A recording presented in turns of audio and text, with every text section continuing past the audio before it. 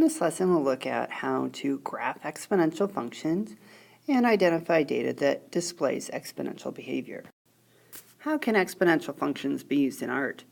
Ernest Mooney Warther was a whittler and carver. For one of his most unusual carvings, Mooney carved a large pair of pliers in a tree. From this original carving, he carved another pair of pliers in each handle of the original. Then he carved another pair of pliers in each of those handles. He continued this pattern to create the original pliers and 8 more layers of pliers. Even more amazing is the fact that all of the pliers work. The number of pliers on each level is given in the table below. So the original 2 to the 0 is 1.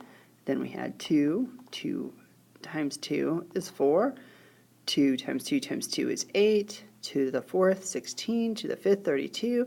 To the 6th, 64. To the 7th, 128. And to the 8th, 256. Study the power of 2 column. Notice that the exponential number matches the level. So we can write an equation to describe y, the number of pliers for any given level, x, as y equals 2 to the x. This type of function in which the variable is the exponent is called an exponential function. An exponential function is a function that can be described by the equation of the form y equals a to the x, where a is greater than 0 and does not equal 1. You will be pleased to know that the table feature on your calculators is handy to graph exponential functions. Back in the old days, before we had such marvels, we would have substituted in -1 for x. 3 to the -1 is 1/3. 3 to the 0 is 1. 3 to the 1 is 3. And 3 to the 2, or 3 squared, is 9. We can plot the points, and the y-intercept is the point where we cross the y-axis, so x is 0. So our y-intercept is at 1. Use the graph to determine the approximate value of 3 to the 1.5. If we can draw in a vertical line here at about x is 1.5, we're going to find that y is pretty darn close to 5. Using the exponent key on my calculator, I get 3 to the 1.5 as 5.196152423. So about 5 sounds good.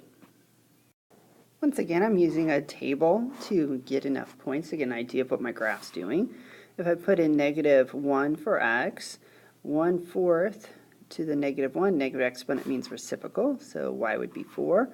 Anything to the 0 power, including 1/4, is 1, and 1/4 to the first power would just be 1/4. And you could use the table feature on your calculator to get as many points as your heart could desire. The y-intercept, where we cross the y-axis, is once again 1. And they want us to use the graph again to determine the approximate value of 1/4 to the -1.5. If we go 1.5 to the left and see where it crosses the graph, it looks like it's pretty close to 8.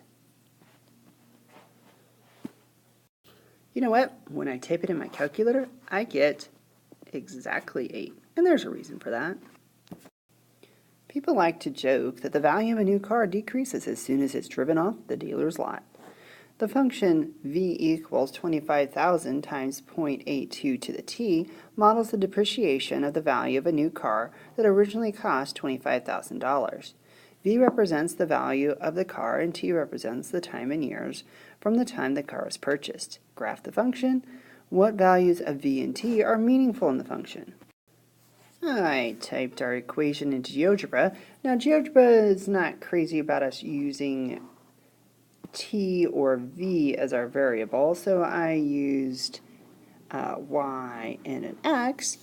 The values that make sense for the function, value they said was originally $25,000, so that's the highest we needed to go, and we don't know how to go backwards in time, so t is greater than or equal to 0.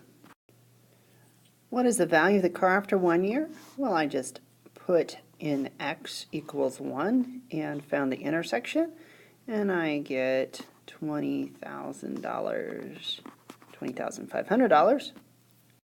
So to find the value of the car after 5 years, I'm going to change my x equals to 5. And I can see it intersects at $9,268.50. We could have just done that algebraically and put the number in the calculator, but it's a lot more fun to see it visually on GeoGebra. Determine whether the set of data displays exponential behavior. Algebraically, we're looking to see if it's multiplied by the same factor and over again. If I take 25 divided by 10, I get 2.5, and then when I check 25 times 2.5, you know what? I get 62.5 times 2.5. Yup, you guessed it. I use GeoGebra to plot the points, and it sure looks like they're increasing at an exponential rate. And when I asked GeoGebra for the exponential curve, it fit perfectly. So this is exponential. Well, they're going to have some that don't work, so let's look at part B. Guess what? It's not going to be exponential. This graph has a steady increase, but it is increasing by not a factor, but a constant of 15. That constant rate of change is normally called slope. And GeoGebra will draw in the line. So if you can draw any line that is not an exponential, so in the short answer, no. Is it exponential? No, because it is linear.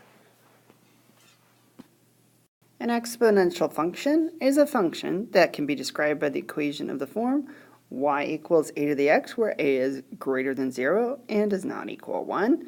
And it has a graph that looks like that. Not that.